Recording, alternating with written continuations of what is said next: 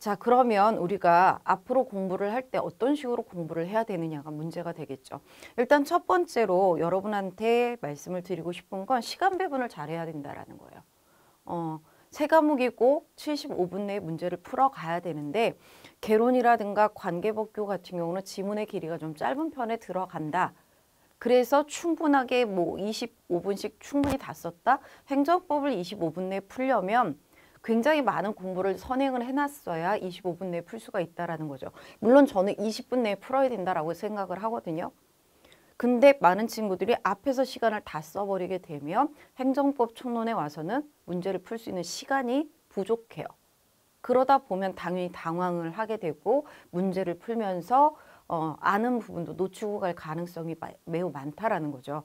그렇기 때문에 시간 배분하는 연습을 꼭 해볼 필요가 있다라는 것 기억을 좀 해주셨으면 좋겠어요. 그래서 앞쪽에서부터 모든 과목을 전부 다 20분 내에 풀어서 행정법을 풀 수 있도록 이렇게 시간 배분을 좀 해주셨으면 좋겠고요. 두 번째가 좀 아까도 이야기한 것처럼 변별력 확보를 위해서 조문하고 판례 비중이 높아졌다라고 했잖아요. 근데 판례 비중이 앞으로도 더 높아질 거거든요. 그렇게 되면 지문의 길이는 당연히 장문의 길이가 될 겁니다. 장문이 될 거예요. 그러면 여러분은 그러한 장문을 읽고 해결을 하기 위해서는 내가 그 판례를 알고 있어야 나 이거 아는 거야. 그리고 바로 답을 찾을 수가 있잖아요. 그러니까 판례를 좀 숙지할 필요가 있다라는 거죠. 특히나 기출됐던 판례들은 꼭 필히 다 공부를 해놔야 돼요. 그래야지만 새로운 판례가 등장했을 때 당황하지 않고 기출 판례들 먼저 제껴두고 그 다음에 나머지 것들을 생각할 수가 있다라는 겁니다. 그래서 일단은 기출되었던 판례들은 꼭 숙지를 하실 필요가 있다. 두 번째는요. 일단 가장 일반법인 행정기본법 얘는 필히 숙지를 해놔야 돼요. 이거는 법조문 특강을 할 때만 보시면 되는 게 아니라 아예 처음부터 수업 시간에 판례에 대해서 이 행정기본법에 대해서 계속 얘기를 해드리는데 그렇게 기본 개념 속에 들어가 있는 판례들은 아니 법조문은 꼭 확인을 해두고 충실히 읽어둘 필요가 있다. 제가 시험 보기 전에 행정기본법하고 절차법은 꼭 읽고 들어가라. 이건 꼭 봐야 된다라고 했었는데 읽고 가신 분들은 아마 많이 도움이 되셨을 거예요. 그래서 향후에도 시험은 이런 식으로 나올 가능성이 높기 때문에 기본법은 반드시 처음부터 숙지를 좀 해놓을 필요가 있다. 이렇게 보시면 되겠고요. 그 다음에 조문은 시험 보기 한 석 달 전부터 아니면 뭐 4~5달 전부터는 꼭 새로운 개정된 법조문을 가지고 철저하게 읽어가면서 꼭 내 것으로 만들어 가시기를 부탁드리겠고요. 요번에 나온 게 이제 조문하고 판례하고 혼합시켜서 문제를 내는 것들이 등장을 했잖아요. 그러니까 조문하고 관련되는 판례들을 연결해서 꼭 공부를 해두실 필요가 있다.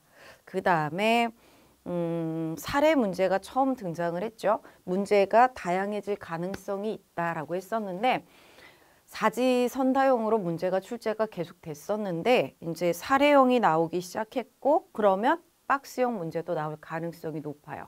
그러니까 문제가 좀 더 다양한 유형으로 출제가 될 가능성이 있기 때문에 그에 대한 대비를 할 필요가 있다라고 보시면 되겠죠. 그래서 일단 사례형을 풀기 위해서는 종합문제이기 때문에 전체적인 내용들을 다 숙지를 하고 계셔야 되고 어떤 사례가 있으면 여기서 나올 수 있는 문제들이 어떤 유형들의 문제가 있는지를 나중에 특강 같은 것들을 통해서 꼭 확인을 하고 넘어가셨으면 좋겠고요. 그러기 위해서는 일단 각각의 기출 판례들에 대한 사실관계는 조금 알고 계시는 게 좋겠죠.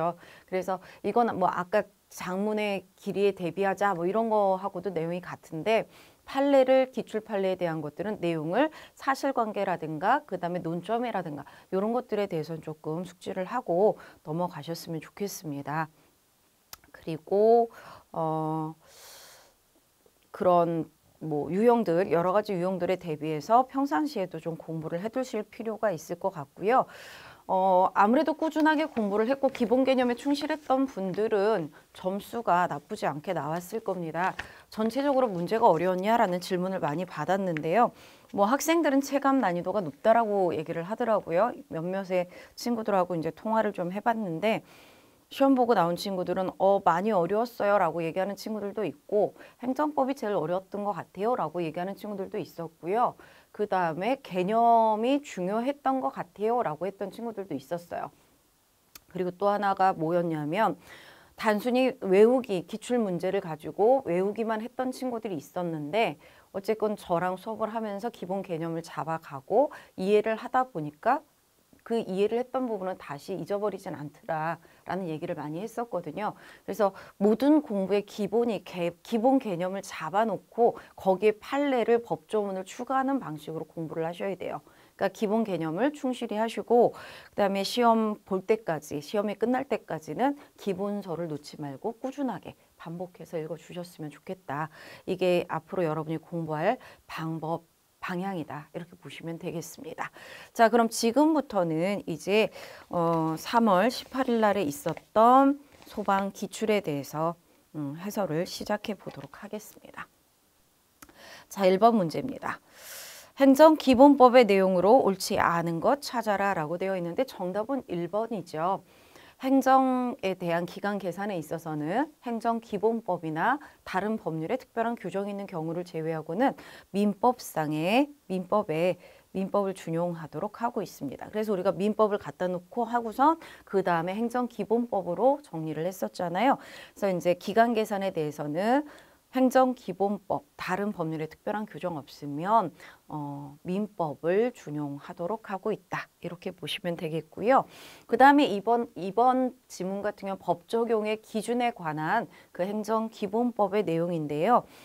요건 신청에 따른 처분이고요. 신청에 따른 처분일 때 신청 시의 법과 그 다음에 처분 시의 법이 다르다면 어떤 법을 적용할 것이냐라는 건데 이때는 처분 당시의 법령 등을 따르도록 하고 있다라고 보시면 되겠고 그 다음에 3번은 행정의 적극적인 추진에 관한 규정이라고 보시면 되는데요. 행정기본법 제4조의 내용이라고 보시면 되겠습니다. 그래서 공공의 이익을 위하여 적극적으로 소속 공무원이 직무를 수행할 수 있도록 제반 여건을 조성하고 이와 관련된 시책 및 조치를 추진하여야 한다. 법조문 그대로 출제가 됐고요. 4번은 공법상 계약에 관한 규정 제27조 규정이 출제가 된 사례다라고 보시면 됩니다. 기본 개념에서는 이걸 공공계약의 한계라고 해서 여러분과 수업을 했던 적이 있었다. 이렇게 보시면 되겠습니다.